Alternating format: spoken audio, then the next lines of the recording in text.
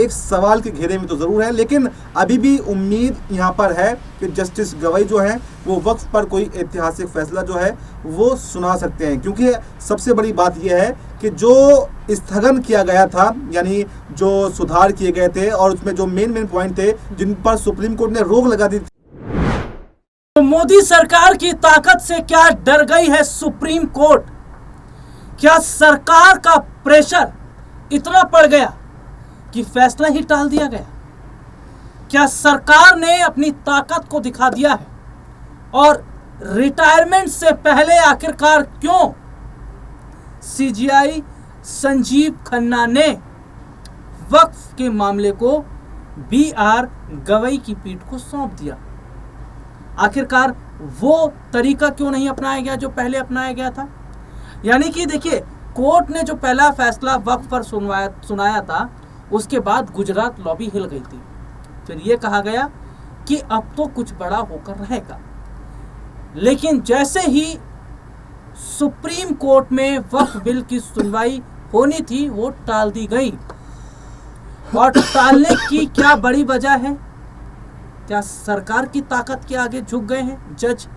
हालांकि मैं न्यायपालिका पर सवाल नहीं खड़ा कर रहा, मैं जजों पर सवाल नहीं खड़ा कर रहा, और हमारी कोई ऐसी इंटेंशन नहीं है। लेकिन हाल ही में जो स्थितियां इस दौरान बनी है, चाहे निशिकांत दुबे ने सवाल खड़ा किया हो, जगदीप धनखड़ ने सवाल खड़ा किया हो, इसके लिहाज से इस तरीके की बातें हम बोल रहे हैं। और इन्हीं मुद्दों पर आज हमारे साथ बातचीत करने के लिए मौजूद है हमारे खास सहयोगी अब्बास भाई। अब्बास भाई, बहुत बहुत स्वागत है इस प्रोग्राम में आपका। अब्बास भाई, वक्फ बिल का जो मामला है वो एक बार फिर हम देख रहे हैं कि टल गया है। कोर्ट में सुनवाई जो है वो टल गई है, और ये तक कहा जा रहा है, सूत्रों से जानकारी मिल रही है कि सरकार की ताकत के आगे जज झुक गए। सीजीआई संजीव खन्ना झुक गए। उनका रिटायरमेंट भी है, 13 तारीख को नए जज बनेंगे बीआर गवई।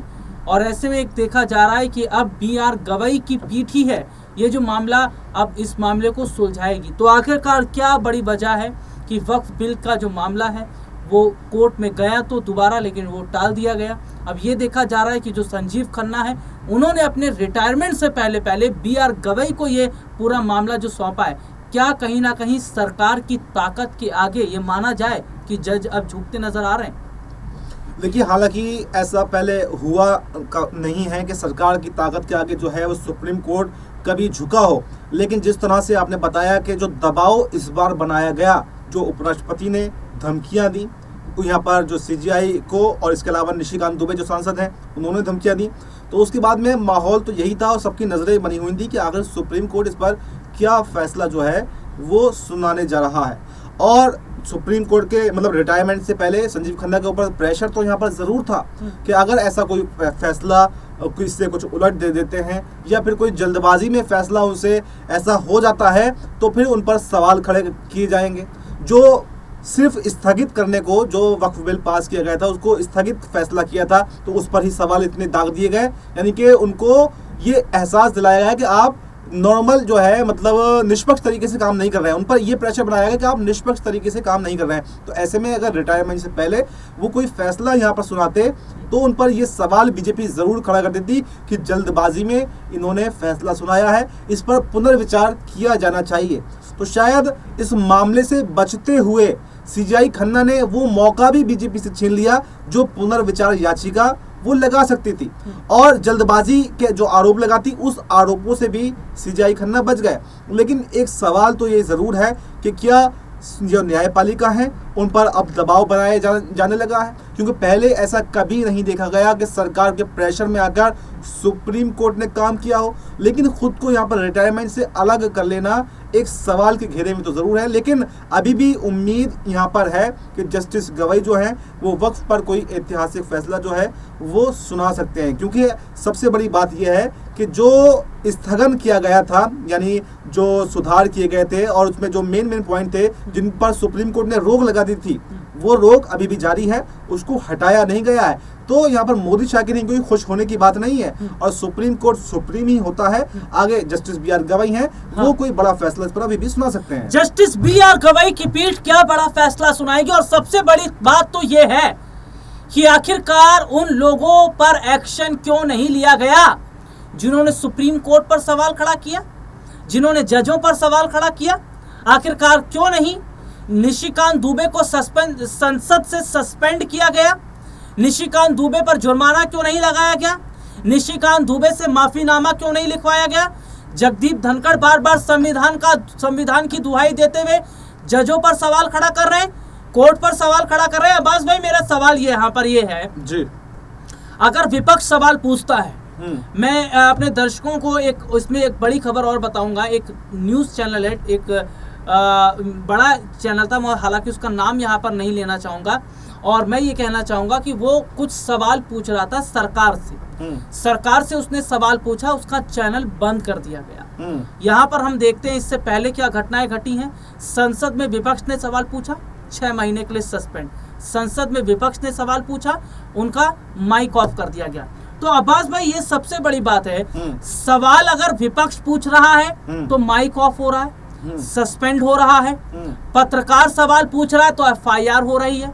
न्यूज चैनल सवाल पूछ रहे हैं तो न्यूज चैनल बंद कर दिया जा रहा है। लेकिन अगर निशिकांत दुबे जैसे लोग संविधान पर सवाल खड़ा कर रहे हैं, जज पर सवाल खड़ा कर रहे हैं, ये कोर्ट पर सवाल खड़ा कर रहे हैं, जगदीप धनखड़ जैसे जो बड़े पदों पर बैठे लोग हैं, जो ये उपराष्ट्रपति हैं, ये जजों पर सवाल खड़ा कर रहे हैं, ये कोर्ट पर सवाल खड़ा कर रहे हैं, इन पर कोई एक्शन नहीं, इनको लेकर कोई सुनवाई नहीं हो रही है।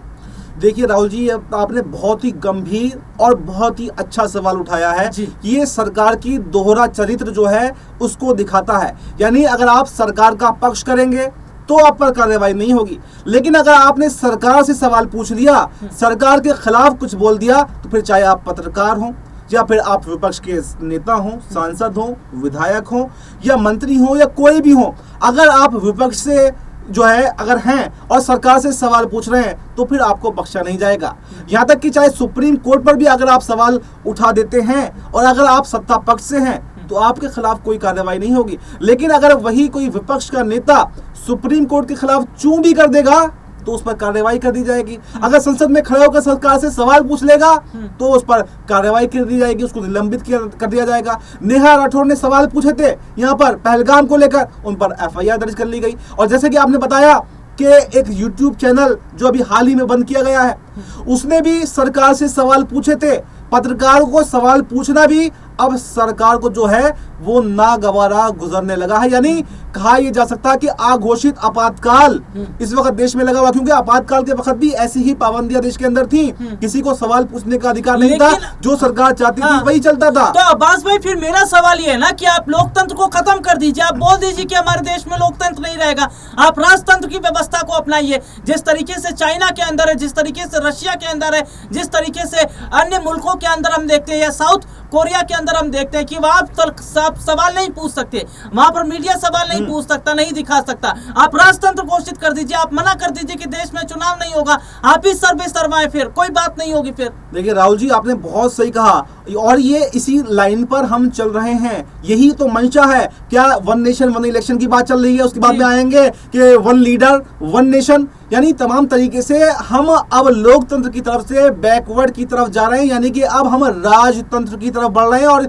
बिल्कुल आपने ठीक कहा कि अब तानाशाही जो है वो इतने चरम पर पहुंच चुकी है कि अब वही लग रहा है कि राजशाही यहां पर आ चुकी है। क्योंकि आप देखें बीजेपी के अंदर भी उनके नेताओं की भी चलती इतनी नहीं है, चलती तो सिर्फ गुजरात लॉबी की है, 2-4 नेताओं में सिमट कर पूरी बीजेपी है, वही पूरी सरकार है, वही सब डिसाइड करेगी क्या हो रहा है। और राजशाही में भी तो यही होता है, उनकी जो राजा है, जो वजीर हैं, जो मेन 3-4 लोग हैं, वही सब डिसाइड करते हैं। तो अब वो दिन दूर नहीं लग रहा कि अब हम लोकतंत्र से राजतंत्र की तरफ जा रहे हैं और बीजेपी यही चाहती है और धीरे धीरे उसी तरफ हम बढ़ रहे हैं। क्योंकि बीजेपी ने, आपको याद होगा, 2024 के चुनाव में 400 पार का नारा दिया था और ये भी कहा गया था कि हम संविधान को बदल देंगे, हम हिंदू राष्ट्र को बना देंगे। तो वही अगर 400 सीटें आज मिल गई होती तो आप समझ सकते हैं कि देश के हालात आज क्या होते। और अगर आने वाले समय में भी ऐसा होता है, बहुमत के साथ में, स्पष्ट बहुमत के साथ में, बड़ी संख्या के साथ में अगर बीजेपी जीतती है तो वो दिन दूर नहीं है जब लोकतंत्र खत्म होने का ऐलान कर सकती है और संविधान को खत्म करने का ऐलान कर सकती है। जी, ये देखिए हमारे जो सहयोगी हैं वफा भाई, जिन्होंने अपनी बात रखी है। और यहाँ पर एक सबसे बड़ी बात जो इस वक्त देखी जा रही है कि क्या देश में राजतंत्र की व्यवस्था को सरकार कायम कर देना चाह रही है, और अगर सरकार से सवाल पूछा तो सीधा जेल जाना पड़ेगा। क्या ये ठीक है? इस मुद्दे पर आपकी जो भी राय है वो कमेंट करके ज़रूर बताएं। फिलहाल इस प्रोग्राम में इतना ही, फिर आपसे दोबारा मुलाकात होगी, तब तक के लिए इजाज़त दीजिए। नमस्कार।